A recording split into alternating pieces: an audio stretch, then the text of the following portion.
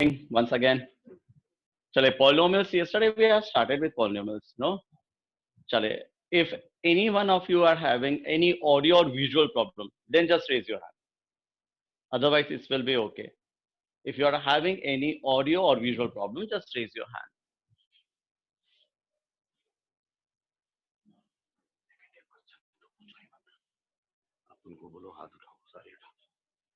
चलो, मेरे ख्याल से किसी को भी प्रॉब्लम नहीं है. Good, very good. चलिए स्टार्ट करते हैं. Polynomials. Yesterday we have discussed about the geometrical representation of polynomials. कैसे zeros का polynomials से हम graphical representation करते हैं and all, है ना? Linear graph, sketching of linear graph is in our syllabus, but quadratic और cubic या कोई भी और polynomial हमारे उसकी ड्राइंग जो है या स्केचिंग जो है वो सिलेबस में नहीं है. हम 11th और 12th में बात करेंगे. 11th में बात करेंगे पैराबोला किस तरह से होता है, किस तरह से ये यू जो है वो अपवर्ड होता है या डाउनवर्ड होता है या राइट या लेफ्ट में मुड़ता है या जैसा भी है ना सब. चलिए आज बात करते हैं, हमेशा थोड़ा सा आगे चलते हैं इसमें, और आज बात करते हैं कि एक क्वाड्रेटिक इक्वेशन या क्वाड्रेटिक पॉलिनोमियल के जीरोस का रिलेशन उसके कोफिशिएंट्स के साथ क्या होता है. राइट, चलिए बात करते हैं, शुरू से स्टार्ट करते हैं. हमें अच्छी तरह से मालूम है एक quadratic polynomial ax² plus bx plus c के फॉर्म में होता है. A quadratic polynomial is in the form of ax² plus bx plus c, right? Where a cannot be equals to 0, where a is not equals to 0. क्योंकि अगर a अगर 0 हो जाए तो पॉलिनोमियल जो है वो थोड़ा सा मुश्किल होगी समझ, या यूं कह लीजिए वो लीनियर पॉलिनोमियल बन जाएगी. चले यहाँ पे मेरे ख्याल से it is visible now to everybody, no? ax² plus bx plus c is the general form of quadratic polynomial where a is not equals to 0, right? हम zeros of quadratic polynomial आराम से निकालना जानते हैं using the फैक्टराइजेशन फैक्टर्स निकालते हैं और उसके बाद में उसके जीरोस या उसकी वैल्यूज निकालते हैं. Splitting of middle term, common लेना, ये सब चीजें हमने जूनियर क्लासेस में पढ़ी हुई है. a² माइनस b² की आइडेंटिटी लगाना या कॉमन लेना या फिर स्प्लिटिंग ऑफ मिडिल टर्म करके इसके जीरोस निकालना. ठीक है, चलिए आज की क्लास में इसी की बात होगी. साथ ही में हम ये भी समझेंगे कि जो सम ऑफ द जीरोस है, sum of the zeros of a quadratic polynomial is minus b upon a, and abc की हमें definition clear है. What is a here? The coefficient of x² is a, the coefficient of x is b, and c is the constant term. So sum of zeros हमेशा minus b upon a आता है, और क्योंकि हम इसके Greek letters से इसको represent करते हैं अल्फा और बीटा से, हम कहते हैं alpha and beta are the zeros of the polynomial. Thus the sum of the zeros of the polynomial is minus b upon a. So alpha plus beta is equals to minus b upon a. The product of the zeros is c upon a. Check करें जरा, product of the zeros. So alpha into beta, alpha beta is c upon a, right? c is the constant term, so constant upon coefficient of x². इस topic को ही हम कह रहे हैं relationship between the coefficients, relationship between the zeros of the polynomial and the coefficients, right? कोशिश करते हैं, चलो समझते हैं क्या कहा जा रहा है आपसे अपने से, है ना? शुरू से स्टार्ट करते हैं, बिल्कुल बेसिक से. एक क्वाड्रेटिक पॉलिनोमियल लेते हैं, मान लेते हैं अपने पास में दिया हुआ है 3x² plus x minus 4, 3x² plus x minus 4. हमें कोई कहे कि इस पॉलिनोमियल के जीरोस निकालने हैं. It is a quadratic polynomial, it is a quadratic polynomial, hence the zeros will be taken out the factors of it, है ना? तो चलो इसके जीरोस निकालने तो इज इक्वल्स टू 0 करते हैं. अगर लीनियर पॉलिनोमियल होता तो एक सिंपल रूल था, variables on one side, constants on another side. Variables on one side, constants on another side of the equation. अगर वो लीनियर होता तो डिग्री अगर 1 होती तो, लेकिन ये क्वाड्रेटिक पॉलिनोमियल है तो इसके फैक्टर्स निकालने पड़ेंगे, है ना? चले यहाँ पे फर्स्ट को लास्ट टर्म से मल्टीप्लाई किया. पहले तो of course according two degree हम अरेंज करते हैं, और ये अरेंज ये है 12 के ऐसे फैक्टर जिनको प्लस माइनस करने से 1 आ जाए. 12 के ऐसे फैक्टर्स जिसको प्लस माइनस करने से 1 आ जाए, मिडिल टर्म आ जाए, splitting of middle term. LPS के स्टूडेंट्स ने पिछले साल स्प्लिटिंग ऑफ मिडिल टर्म के शायद 20 या 40 क्वेश्चन कर रहे थे असाइनमेंट में भी, इसीलिए बहुत सारे क्वेश्चन कराए गए थे, क्योंकि ये किसी एक चैप्टर से रिलेटेड नहीं है। ये नहीं कह सकते कि ये पॉलिनोमियल्स में आएगा, ये आपके क्वाड्रेटिक इक्वेशन में भी आएगा, अरिथमेटिक प्रोग्रेशन में भी आएगा। फिर आप आगे चलें तो आपके पास में कोऑर्डिनेट ज्योमेट्री चैप्टर आएगा, उसमें भी आएगा। तो ये एक बहुत बेसिक चीज है मैथ्स की, स्प्लिटिंग ऑफ मिडिल टर्म। अगर हमें इसकी प्रैक्टिस नहीं हो तो हमें प्रैक्टिस कर लेनी चाहिए इसकी, क्योंकि ये हर चैप्टर में ही इन्वॉल्व होता है। चलिए, तो स्प्लिटिंग ऑफ मिडिल टर्म में हमने देखा फर्स्ट और लास्ट टर्म को मल्टीप्लाई किया, आया हमारे पास में 12। 12 के ऐसे फैक्टर्स जिसको प्लस माइनस करने से 1 आ जाए, 4 और 3, क्योंकि फैक्टर्स 12 के होते हैं, 12 और 1 बात नहीं बनेगी। प्लस करेंगे तो 13 हो जाएगा, माइनस करेंगे तो 11 हो जाएगा। फिर आपके पास 6 और 2, प्लस करते हैं तो 8 हो जाता है, माइनस करते हैं तो 4 होता है, मिडिल टर्म नहीं आएगी। फिर हमने कहा 3 और 4 सही है, क्योंकि इनको जो हम प्लस या माइनस जो भी करें, यहाँ पे माइनस करेंगे ऑफकोर्स तो 1 आ जाएगा, है ना। तो प्लस माइनस करने से मिडिल टर्म आ जाए, इसी को कहते थे स्प्लिटिंग ऑफ मिडिल टर्म। 8 में पढ़ा था, पूरा चैप्टर था अपने पास में फैक्टराइजेशन का, उसमें पूरी एक एक्सरसाइज होगी बहुत सारे क्वेश्चंस की। अगर अपन ने नहीं की ना, मैं इसलिए याद दिला रहा हूँ कि अपन थोड़ा सा पिछली क्लास का भी पढ़ लें तो कोई दिक्कत नहीं है ना। और 9th में भी अपन ने किया था ये splitting of middle term, right. चलिए, सो 12 के फैक्टर जिनको प्लस माइनस करने से बना जाए वो होते हैं 4 और 3। तो हमने 4 और 3 इसके फैक्टर्स निकाले, 4 और 3। हमें मालूम है प्लस का साइन तो बड़े वाले के पास चला जाता है, हम मजाक में कहते हैं विरासत में दे दो। प्लस का साइन तो बड़े के पास चला जाएगा, यानी 4 जो है वो पॉजिटिव होना चाहिए। 3 जो नेगेटिव होगा तब ये हमारे पास में सही रहेगा, क्योंकि इसका x प्लस माइनस करने से मिडिल टर्म आना चाहिए। चेक करिए जरा, इसका प्रोडक्ट है -12x² और इस दोनों मिडिल टर्म का भी प्रोडक्ट -12x² ही है। यही रिक्वायरमेंट होती है ना स्प्लिटिंग ऑफ मिडिल टर्म की। चलिए, सो आगे चलते हैं। अब जब हम स्प्लिटिंग ऑफ मिडिल टर्म कर चुके हैं तो हमें मालूम है इन दोनों टर्म्स में, फर्स्ट और सेकंड टर्म्स में x कॉमन है, तो हो जाएगा 3x + 4। वापस से 3x + 4 ही कॉमन आए, इसके लिए हम देख सकते हैं -3x - 4 में -1 कॉमन है, तो हम यहाँ पे -1 ले लेते हैं, इज इक्वल्स टू 0। चेक करिए, ये वही चीजें हैं जो since last 2 years we are starting, at least from last 2 years. 8th में भी किया था, 9th में भी किया था, स्प्लिटिंग ऑफ मिडिल टर्म। ये बहुत जरूरी है। अगर किसी का मैथ्स बहुत ही ज्यादा खराब है और इसको स्प्लिटिंग और मिडिल टर्म नहीं आती है, इसको मैं इसलिए बार बार ध्यान दे रहा हूँ या इतना जोर लगा रहा हूँ कि ये बाकी चैप्टर्स में भी आएगा, इसलिए आपने 8th और 9th की बुक्स को अपने आप एक्सप्लोर करना है, इसमें मास्टरी होनी चाहिए। ठीक है, अब देखिए हमारे पास में 2 टर्म्स हैं, ये फर्स्ट टर्म है, ये सेकेंड टर्म है। What is common in these 2 terms? Yes, 3x + 4 is common. So एक फैक्टर हो गया 3x + 4 और एक हो गया x - 1 is equals to 0। Check करिए जरा, ये स्प्लिटिंग ऑफ मिडिल टर्म को मैं याद दिला रहा हूँ क्योंकि पहला एग्जांपल है। एक दो एग्जांपल मैं याद दिलाऊंगा, उसके बाद में आपको मालूम है आपने इसमें मेहनत करनी है, क्योंकि ये 2 साल पुरानी चीजें हैं, राइट। चलिए, अब यहाँ पे मतलब समझते हैं इसका। The product of 2 factors is 0, at least one of them should be 0। सही है, इन 2 नंबर्स का प्रोडक्ट 0 है, तो इसका मतलब उनमें से एक ना एक तो 0 होना ही चाहिए ना। तो क्या 0 होगा? या तो 3x + 4 = 0 और x - 1 = 0। Either 3x + 4 = 0 और x - 1 should be equals to 0। 3x + 4 = 0 कब होगा? जब 3x = -4 होगा या x = -4/3 होगा। और x - 1 0 कब होगा? जब x = 1 होगा। तो चेक करें जरा, आपके पास x की 2 वैल्यूज आएंगी, इसी को हम रूट्स कहते हैं क्वाड्रेटिक इक्वेशन में, और जीरोस कहते हैं पॉलिनोमियल्स में। So these are 2 zeros.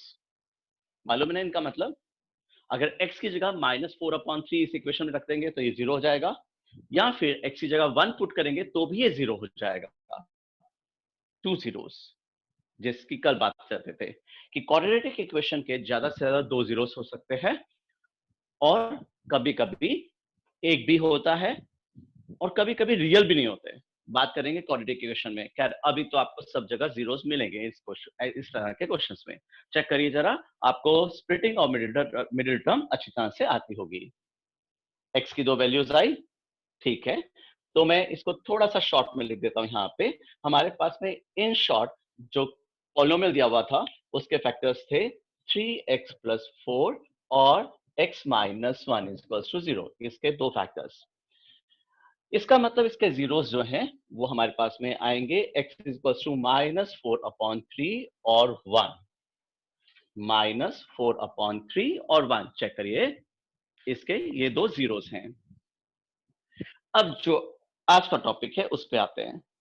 वो कह रहे हैं find the sum of the zeros and the product of the zeros. ठीक है, जैसा वो कहे तो sum of the zeros alpha and beta से रिप्रेजेंट होते हैं। If alpha and beta are the zeros of the polynomial, केवल नोटेशन के लिए या डिनोट करने के लिए अल्फा और बीटा ग्रीक लेटर्स यूज कर रहे हैं, इनका कोई मीनिंग नहीं है ऐसा ऐसा यहाँ पे। Alpha and beta are merely the zeros of the polynomial. He says find the sum of the zeros, तो sum of the zeros निकालेंगे तो -4/3 + 1। ठीक है, इन दोनों का सम एलसीएम लिया, -4 + 3/3। मेरे ख्याल से कोई प्रॉब्लम नहीं इसमें भी। और फाइनली प्लस माइनस माइनस 1/3 इनका सम है। सो -4/3 और 1 का -1/3 है। Then he says product of the zeros -4/3 into 1, यानी कि -4/3 इनका प्रोडक्ट है। Sum of the zeros and product of the zeros। ठीक है, बढ़िया। यहां तक जीरोस निकाला यानी फैक्टराइजेशन करना, फैक्टराइज करके जीरोस निकालेंगे अपन। दूसरा, उनका सम और प्रोडक्ट निकालेंगे। निकाल लिया। अब फैक्ट क्या है? वो कहता है कि रिलेशनशिप ये है sum and sum of zeros and product of the zeros का कोफिशिएंट के साथ में कि the sum of the zeros is always -b/a। The sum of the zeros is always -b/a। So let's check out this given polynomial. Here we can easily see that a, since a is the coefficient of x square, a is 3. Then he says b is the coefficient of x. The coefficient of x is 1 here. Similarly, c is the constant term, and the constant term is here -4. Check करिए जरा, a b c. A is 3, B is 1 and C is -4। सही है, तो ये कह रहे हैं -b/a होना चाहिए। चलिए पुट करते हैं वैल्यूज, माइनस का साइन लगाते हैं और b का मतलब हो गया यहाँ पे 1 और a का मतलब है 3। क्या -1/3 ही था सम? हाँ, सम ऑफ द जीरोस तो -1/3 था, यही हमारे पास में यहाँ पे भी आ रहा है। क्या रिलेशन है? Sum of the zeros is -b/a। इसी तरह से प्रोडक्ट ऑफ द जीरोस जो है वो c/a होता है। The product of the zeros is c/a। What is c? -4। So -4/a is 3। क्या यही प्रोडक्ट था? चेक करिए जरा, हमारा प्रोडक्ट भी यही आ रहा था, -4/3 ही है ना।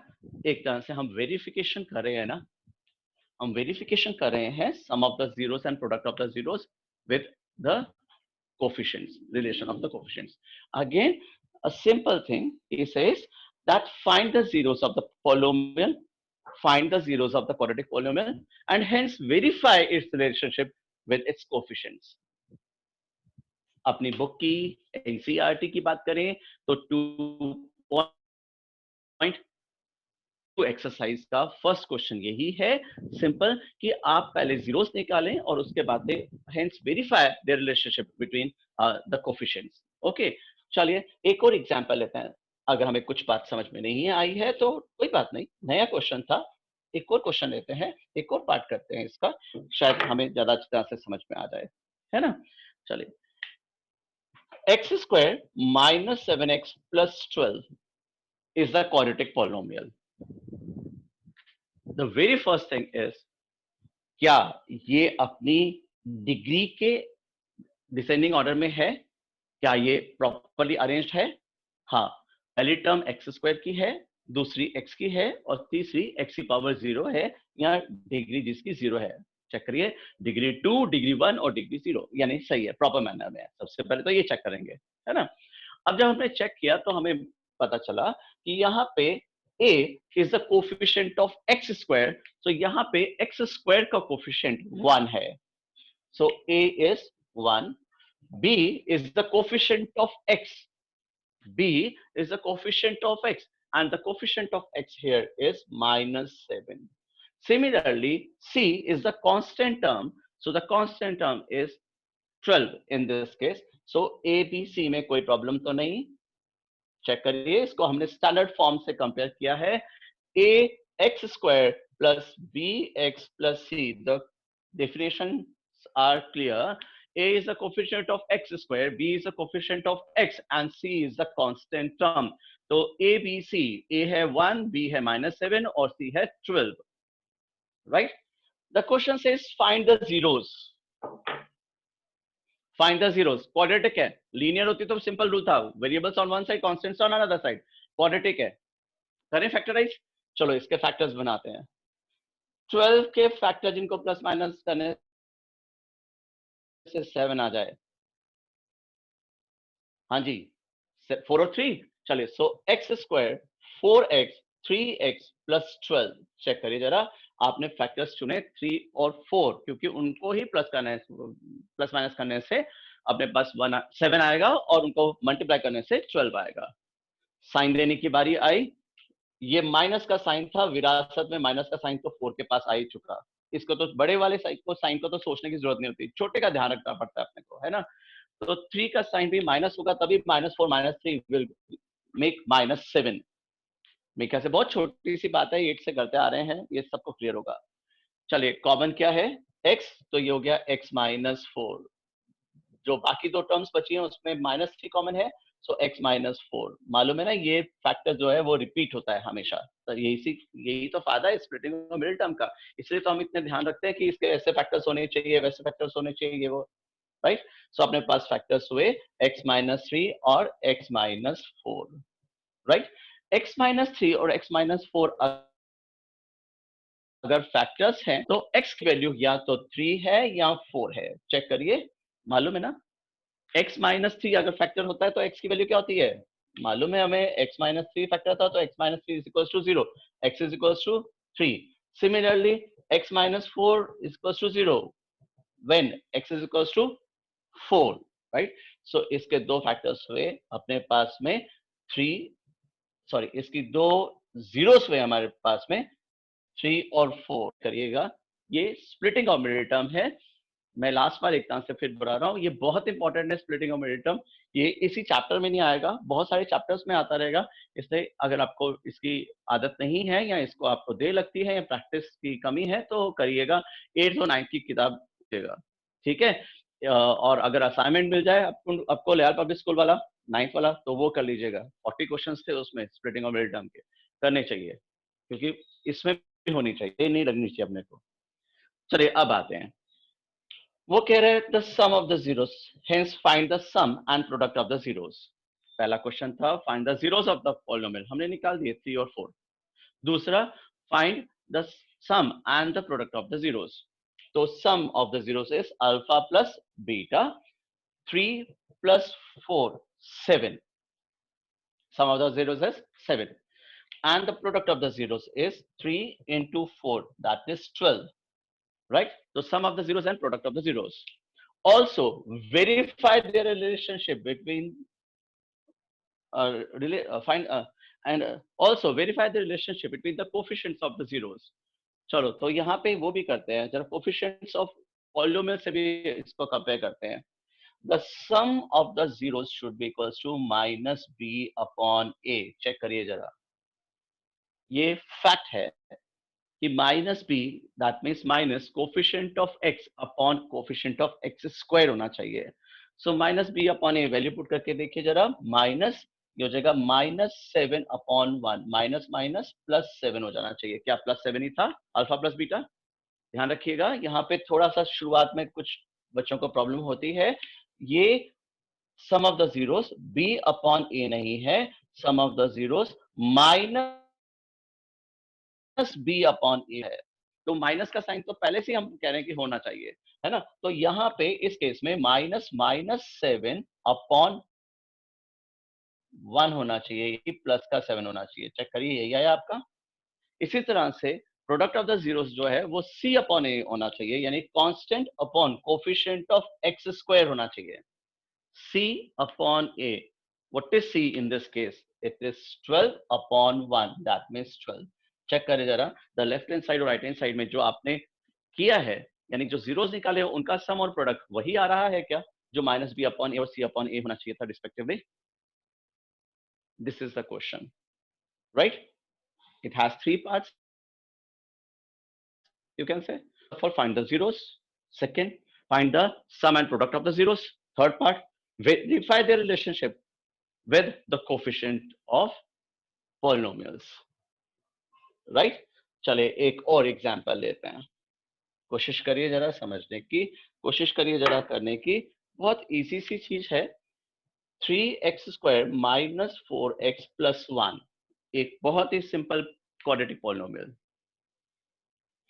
सबसे पहले अपनी कॉपी में लिखें what is a b and c here are, what are a b सी?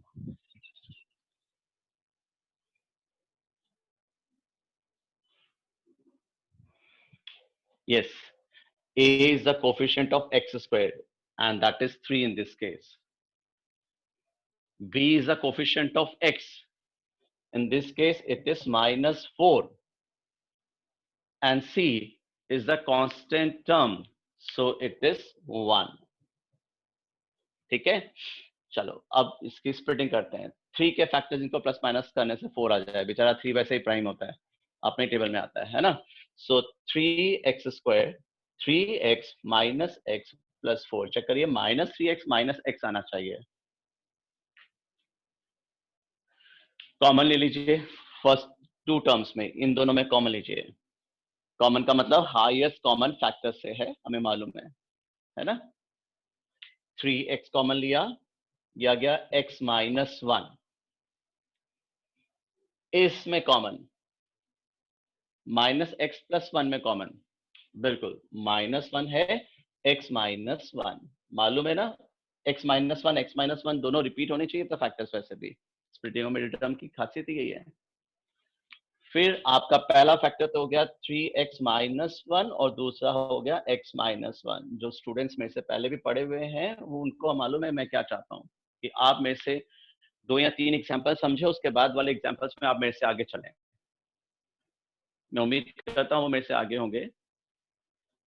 हाँ जी, सो x की वैल्यू हो गई 1/3 और 1, क्लियर है मेरे ख्याल से? बिल्कुल 3x माइनस 1 इक्वल्स टू 0 ना चाहिए, कब? जब 3x इक्वल्स टू 1 होगा या x इक्वल्स टू 1/3 होगा। इसी तरह से x माइनस 1 0 ना चाहिए, जब x इक्वल्स टू 1 होगा, तभी होगा जीरोस ऑफ द पॉलिनोमियल। ठीक है, पहला part is the thing clear, first part clear है ना। अब सेकंड पार्ट पे आते हैं, हम ये कह रहे हैं इनका सम निकालिए, find the sum of the zeros.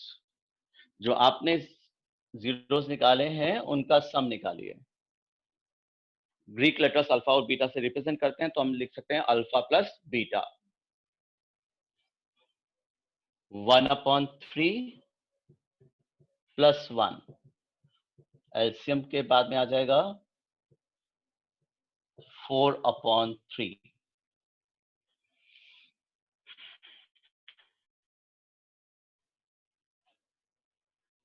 Product निकालें alpha beta, 1/3 into 1 is 1/3 only, 1/3 into 1, zeros का प्रोडक्ट। ठीक है, also verify the relationship between the zeros of the polynomial and the coefficients of the polynomial. Verify करें जरा, alpha plus beta क्या आ रहा है?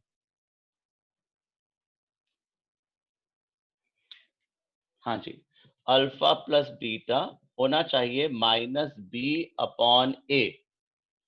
Alpha plus beta होना चाहिए माइनस बी अपॉन ए। माइनस बी, माइनस तो पहले से था और -4 अपने पास बी है, तो -4 अपॉन 3। क्या ये 4 अपॉन 3 है? बिल्कुल, पहले भी 4 अपॉन 3 ही तो था, सम ऑफ द जीरोस। इसी तरह से product of the zeros is c upon a. C upon A. So what is C? In this case, it is 1 and A is 3. Check करें जरा, जो सम हमारा जीरोस का आ रहा था वही कोफिशिएंट्स के रिलेशनशिप से भी आ रहा है। This is the first question which is given in NCERT. ठीक है, चलिए हम बेसिक्स में फिर वापस चलते हैं। उसने कहा था A can not be zero. क्या B जीरो हो सकता है? हाँ। क्या C जीरो हो सकता है? बिल्कुल। तो वो कहता है चलो एक क्वेश्चन करें, एक्स स्क्वायर माइनस 25। सबसे पहले क्वाड्रेटिक इक्वेशन पॉलिनोमियल ही है क्योंकि इसकी डिग्री 2 है। यहां पे चेक करें जरा, a is the coefficient of x square and in this case it is 1. b is the coefficient of x और x है ही नहीं। अगर हम इसको स्टैंडर्ड फॉर्म में लिखना चाहें तो ऐसे करेंगे, x square plus 0x minus 25 ऐसे लिखेंगे ना इसे, क्योंकि x की टर्म तो है ही नहीं। तो कोफिशिएंट क्या हुआ? 0। सो b is 0। The coefficient of x square when x ही नहीं है तो कोफिशिएंट ऑफ एक्स स्क्वायर क्या हो गया? ठीक है, सॉरी, कोफिशिएंट ऑफ x क्या हो गया? 0। c का मतलब है कांस्टेंट टर्म और कांस्टेंट टर्म यहाँ पे -25 है। तो a b c पहचाने आपने। अब आते हैं वापस यहाँ पे, एक्स स्क्वायर माइनस 25 ए स्क्वायर माइनस बी स्क्वायर की आइडेंटिटी से, ए स्क्वायर माइनस बी स्क्वायर की आइडेंटिटी से अपन इसको कर सकते हैं इसकी फैक्टराइजेशन। सो ये हो जाएगा x प्लस 5 और ये हो जाएगा x माइनस 5 में कन्वर्ट, यानी इसके दो फैक्टर्स होंगे, एक x प्लस 5 और एक x minus 5। That means x is equals to या तो -5 है या +5 है। इन दो फैक्टर्स का मतलब यही हुआ है ना। तो what is the sum of the zeros? The sum of the zeros is -5 plus 5 is equals to 0। -5 और 5 का सम क्या है? 0 है। इसी तरह से product of the zeros alpha into beta -5 into 5 -5 into +5 plus minus -25 is the product of the zeros. Simultaneously side by side इसका जरा वेरिफिकेशन भी करते हैं। The sum of the zeros is -b upon a। In this case, b is 0. So -0 upon 1 is 0 only. So 0. ठीक है? The sum of the zeros क्या आना चाहिए था? -b upon a. तो -0 upon 1 is 0 only. And the product of the zeros is c upon a. और c upon a जो है यहाँ पे -25 upon 1. तो यानी कि -25 ही आना चाहिए था। चेक करें जरा, क्या हमारा वेरिफिकेशन हो गया? बिल्कुल। में बेटा आपको ये परफेक्ट स्क्वायर हो ऐसा जरूरी नहीं है कि मिले, कि ये परफेक्ट स्क्वायर मिले। जैसे सपोज अपने पास में एक्स स्क्वायर -7 है। अब ये 49 होता तो अपन कहते हैं चलो यार एक परफेक्ट स्क्वायर हो, ए plus b a minus B लगाते हैं। इस केस में भी लगाएंगे अपन। कैसे? ये हो गया एक्स का स्क्वायर -√7 का स्क्वायर, ए स्क्वायर माइनस बी स्क्वायर लगेगा, यहाँ पे भी बिल्कुल लगेगा। लेकिन ये 49 नहीं है। 49 होता तो अपन कहते हैं ए स्क्वायर माइनस बी स्क्वायर में 7 आ जाएगा। ये परफेक्ट स्क्वायर नहीं है, कोई बात नहीं, √7 हो जाएगा। तो अपने पास फैक्टर्स आएंगे x प्लस √7 और x माइनस √7। x प्लस √7 और x माइनस √7, यानी x की दो वैल्यूज हुई, एक -√7 और एक +√7, है ना। एक और एग्जांपल लेते हैं। हम ये कह रहे हैं कि a square minus b square में b हमेशा एक कांस्टेंट या परफेक्ट स्क्वायर हो ऐसा जरूरी नहीं है। जैसे अगर मैं टेक्स्ट बुक की बात करूं तो शायद x स्क्वायर -15 या t स्क्वायर -15 कुछ ऐसा दिया हुआ है। चेक करिए जरा, 15 is not a perfect square. कोई बात नहीं, क्या करेंगे, एक्स स्क्वायर माइनस √15 स्क्वायर, क्योंकि √15 स्क्वायर ही तो 15 होता है, square root of 15, a square minus b square. तो इसके दो फैक्टर हो गए, x minus √15 into x plus √15, a plus b, a minus b. So x की भी दो वैल्यू हो गई √15 और -√15, इसके ये दो जीरोस हैं, जीरोस ऑफ द पॉलिनोमियल। ठीक, अगर b जीरो हो सकता है तो c भी जीरो हो सकता है, अगर b जीरो हो सकता है तो c भी तो जीरो हो सकता है। मान लीजिए यही पॉलिनोमियल है, इसमें c जीरो है ना। देखें a क्या है इस केस में 1, b is the coefficient of x, so b हो गया अपने पास -4 and c is zero because constant term है ही नहीं यहाँ पे। हम बार बार क्या कह रहे हैं कि जो जनरल फॉर्म है ना बेटा, a x square plus b x plus c, ये एक जनरल फॉर्म है क्वाड्रेटिक पॉलिनोमियल का। इसमें a cannot be zero. अगर ए जीरो हो जाएगा तो ये एक क्वाड्रेटिक पॉलिनोमियल नहीं रहेगी। तो बी तो जीरो हो सकता है, सी जीरो हो सकता है। जैसे इस केस में ए 1 है, बी -4 है और सी जीरो है क्योंकि वो है ही नहीं, राइट। चलिए जीरोस निकालते हैं इसके भी। क्या करेंगे, कॉमन फैक्टराइज, फैक्टराइज करेंगे। सो x कॉमन हो गया तो x -4 इज इक्वल्स टू 0, यानी इधर x इज इक्वल्स टू 0 और x is equals to 4। Check करिएगा जरा, सही है ना। सिंपल, दोनों में क्या कॉमन था वो लिया, फैक्टराइज किया बेटा। फैक्टराइज तो ये कॉमन से ही होगा, तो x कॉमन लिया तो या तो x इज इक्वल्स टू 0 है या x -4 इज इक्वल्स टू 0 है। तो यहाँ पर x इज इक्वल्स टू 0 होगा, यहाँ x -4 इज इक्वल्स टू 0। एक और एग्जांपल देता हूं, चलो 2x square minus 6x. What is A? 2. What is B? -6. What is C? 0. A is 2. B is -6. And what is C? It is 0. इसमें कोई problem नहीं। अब देखें, इसको फैक्टराइज करना है। फैक्टराइज करना है, क्या करेंगे, कॉमन। तो 2x कॉमन ले लेते हैं, x -3 इज इक्वल्स टू 0। इधर 2x इज इक्वल्स टू 0 और x -3 इज इक्वल्स टू 0। इसका मतलब यही तो हुआ, या तो 2x इज इक्वल्स टू 0 है या x -3 इज इक्वल्स टू 0 है। यानी x is equals to 0 upon 2, यानी x इज इक्वल्स टू 0 और x इज इक्वल्स टू 3। यही बात कर रहे हैं हम यहाँ पे कि या तो x 0 होगा या x इज इक्वल्स टू 3 होगा। अब अगर हमें कोई कहे कि verify the relationship between the zeros and the coefficients, तो भी हम इसको आराम से सॉल्व कर सकते हैं या बता सकते हैं। सही है ना, राइट। सो हमें तीनों केसेस में जब हमें पॉलिनोमियल दिया हुआ हो तो उसमें जीरोस निकालना भी आना चाहिए, उनका रिलेशनशिप या उनका सम और प्रोडक्ट का रिलेशनशिप विद द कोफिशिएंट्स भी निकालना आना चाहिए। ठीक है, आप कोशिश करिएगा एक्सरसाइज 2.2 के फर्स्ट क्वेश्चन जो है वो यही है एनसीईआरटी का। कोशिश करिएगा उसे करने की, आराम से हो जाना चाहिए, ज्यादा मुश्किल नहीं। और इसी टॉपिक को कल कंटिन्यू करेंगे अपनी नेक्स्ट क्लास में। Thank you, have a nice